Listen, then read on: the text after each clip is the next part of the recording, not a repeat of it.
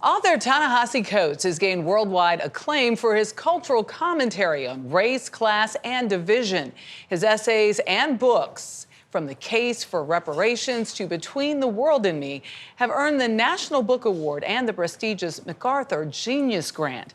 His latest release, The Message, revisits those themes while taking readers on his global journey, one that he was never able to make until now. We met up with him on another journey, a stroll down memory lane at his alma mater and mine. I can never see a single book that I wrote the way a reader can, ever. For Ta-Nehisi Coates, returning to Howard University, I assume the nostalgia hits you. Every time. Brings with it a flood of memories. It's intense because, see, I was here as a child. His father worked at the historic Founders Library. He went to college here. And then, to come back, as a professor, and then to watch the kids, because when you watch the students, what happens is like you see yourself in them. And it's why the renowned writer, whose work has appeared in The Atlantic, The New York Times, and Time magazine, Camille, nice to meet you. Pleasure. Can't resist reconnecting. So to come back here and be here with y'all is a pleasure. When back on campus. Literally, your books helped me get through Yale this summer. Lie. I was reading The Beautiful Struggle, and also we were 8 years in power. I'm sure his latest book, The Message, began as an assignment for the students he taught, framed through essays on his most recent travels, South Carolina, the Middle East, and Senegal. Why those spaces? Well, they each came out of different motivations. I had never been to Africa, so that was the first thing for Senegal. Africa never struck me as a vacation, and it wasn't. It was a pilgrimage. It turned out to be a grieving more than anything, and I think I subconsciously felt that weight. It was the weight of the transatlantic slave trade, the aftermath of colonialism, but ultimately the recognition of the nation Senegal is today. This book is written to my students. It's for them to understand that. You can't get better just, sitting on your butt in a room. His second essay recounts his journey to support teachers in South Carolina, fighting against book bans in their classrooms. My books in particular, and I thought, wouldn't it be cool to go watch my book get banned? I'll just show up and I'll just watch. Who does that? And then it didn't happen. And then it didn't happen. It was kind of disappointing. A lot of us who are having this happen to ourselves, we were sitting in New York or DC or wherever we were in our safe, blue states or whatever, and we were, writing these letters, and signing these open letters about, isn't it so sad that this is happening? His third pilgrimage took him to the Middle East, months before the October 7th terrorist attacks in Israel last year, and the horrifying war that followed in Gaza.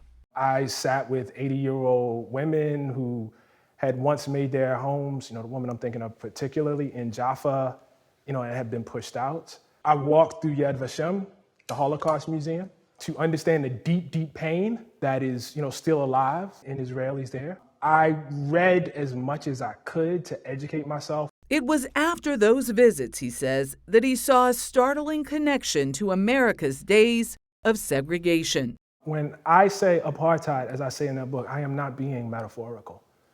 My parents and my grandparents were born into a world where they could not walk down certain streets, where they had to be out of certain places by the time the sun went down.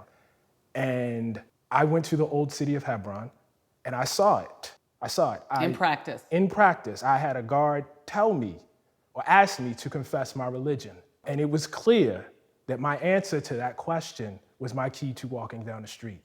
Like much of his writing, Coates' conclusions are controversial, calling for conversation. I met with a woman there who was both a Holocaust survivor and an anti-occupation activist. And so the pain is not abstract. How do you say to people who have a very, very real history of oppression that you are now oppressing somebody else? We like our stories neat, black and white, and we ascribe nobility to people who are being oppressed. Sometimes we even ascribe it to ourselves as black people.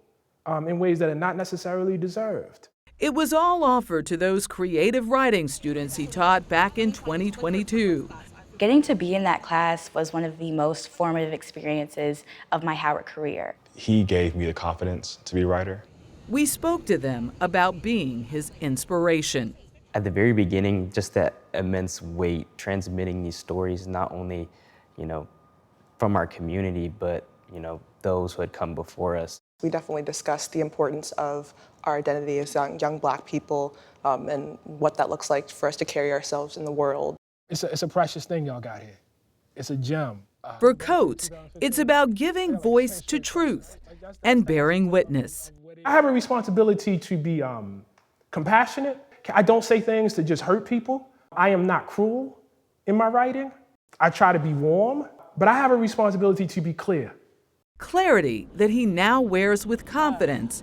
However I feel about the fight at the moment, however depressed I might feel, I walk on this campus and it's like, oh, this fight was going on before me, and then I look at the kids and it's like, and it's gonna go on after me.